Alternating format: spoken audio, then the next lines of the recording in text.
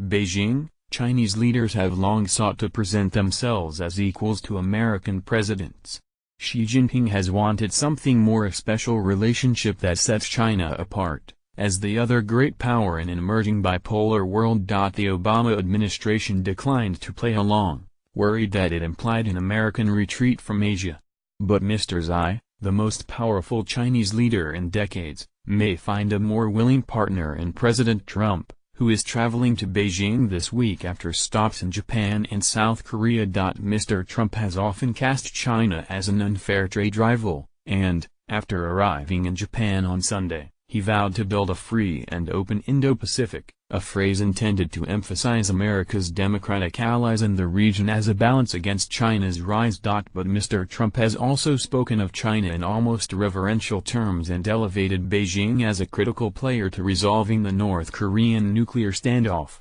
And there are signs of mutual admiration between the two leaders, one a Communist Party princeling, the other a brash wheeler-dealer, both of whom see themselves as destined to restore their nations to greatness. The outcome of this clash of national ambitions will be one of the great, perhaps perilous stories of the next several decades, said David M. Lampton, a professor at the Johns Hopkins School of Advanced International Studies. Mr. Trump piled on the flattery last month, congratulating Mr. Xi after he was anointed to a second term as Communist Party leader. Now some people might call him the king, Mr. Trump told Lou Dobbs on Fox Business Network. I happen to think he's a very good person. China plans to return the favor when Mr. Trump arrives Wednesday for what the Chinese Foreign Ministry says is his first visit to Beijing. The Chinese are calling it a state visit plus, promising grand pageantry in the Great Hall of the People and the ancient roofed pavilions of the Forbidden City. The welcome is planned to make Mr. Trump feel important, reflecting the belief of at least some Chinese officials that they know just how to handle an outspoken tycoon with a big ego. But the pomp will also be a chance for Mr. Xi to showcase his China dream, a vision of his nation joining or perhaps supplanting the United States as a superpower leading the world. Mr. Xi is expected to propose some version of what he has called a new type of great power relations. The idea that China and the United States should share global leadership as equals and break a historical pattern of conflict between rising and established powers. The concept is closely associated with Mr. Xi, who has been pitching it since he was vice president. But the Obama administration viewed it as code for allowing China to establish a sphere of influence in Asia, with the United States withdrawing to minimize conflict. The Chinese ambassador to the United States, Gui Tiankai, told state news media last week he hoped Mr. Trump's visit would revive the idea and allow the two nations to build a constructive partnership. The vice foreign minister, Zheng Zeguang, said the two leaders would discuss a blueprint for developing relations. Chinese analysts believe the timing works to Mr. Xi's advantage.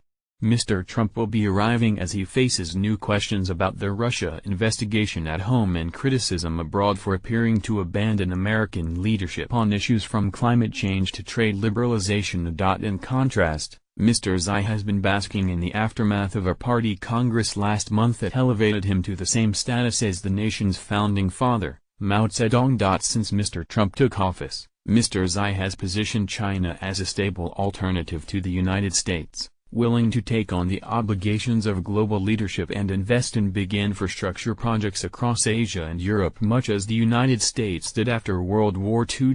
China, for the first time, is not in a humble position regarding the United States, said Yan Zhuitong, a professor of international relations at Tsinghua University in Beijing. Usually the American president has the advantage. This is the first time there is an equal relationship between the two leaders. Mr. Xi is now the unquestioned paramount leader of China, Professor Yan added, while Mr. Trump only represents himself. Asked on Sunday about the disparity, Mr. Trump denied being at a disadvantage, citing stock market gains and low unemployment in the United States. We are coming off some of the strongest numbers we've ever had, and he knows that and he respects that, Mr. Trump said of the Chinese president. We're going in with tremendous strength. Mr. Xi may also be counting on personal chemistry between the two men. They appeared to bond when they first met at Mr. Trump's Florida estate in April, and Mr. Trump has since called Mr. Xi numerous times, often to ask him to get tougher on North Korea.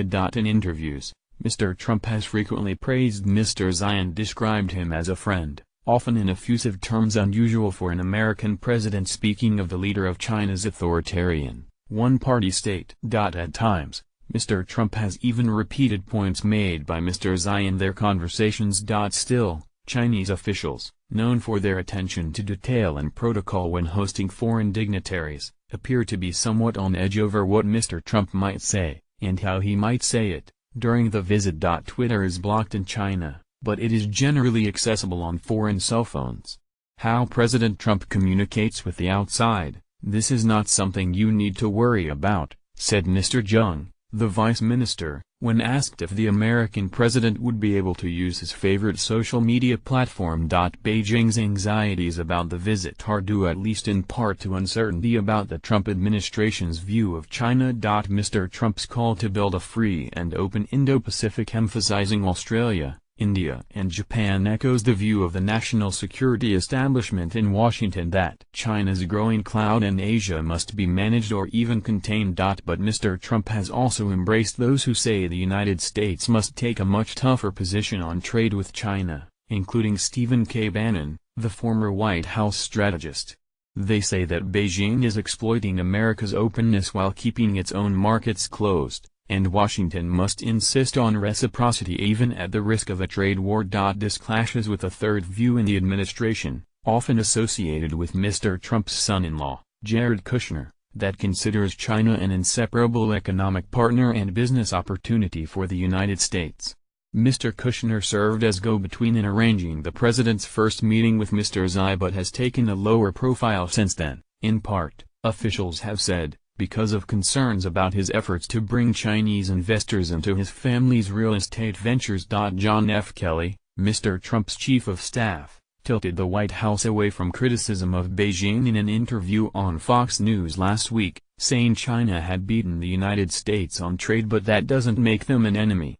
He also said that China has a system of government that has apparently worked for the Chinese people. The remarks drew heckles from many in Washington who cited China's human rights record but praise from the Chinese news media as reflecting the more equal relationship that Mr. Xi seeks. Mr. Trump's top concern is expected to be North Korea and its nuclear arsenal, and many analysts believe Mr. Xi will use the potential for greater Chinese pressure on North Korea to draw Mr. Trump closer to embracing a great power relationship. As Trump needs Xi's help with the North Korean challenge and as he is not a traditional realist, he may agree, to the chagrin of his advisers, said Zhang Bowie, a professor of international relations at Lingnan University in Hong Kong. Accepting China as a partner has been a fraught proposition for Mr. Trump's predecessors. When former President Bill Clinton agreed to work toward a constructive strategic partnership in the 21st century, he was criticized for cozying up to China just a few years after the Tiananmen Square massacre in 1989. 2 decades later, human rights in China remains a potential point of friction, with some in the administration lobbying Mr. Trump to press Mr. Xi on the fate of Liu Xia, the widow of the Nobel Peace Prize laureate Liu Xiaobo, who died in July after 8 years in prison. Like the Obama administration in its latter years, though, Mr. Trump has not made a priority of such issues, even as Mr. Xi has conducted a sweeping crackdown on civil society. The word partnership has a long and sad history in the vocabulary of U.S.-China relations, Professor Lampton said. American politicians since have avoided the word partnership,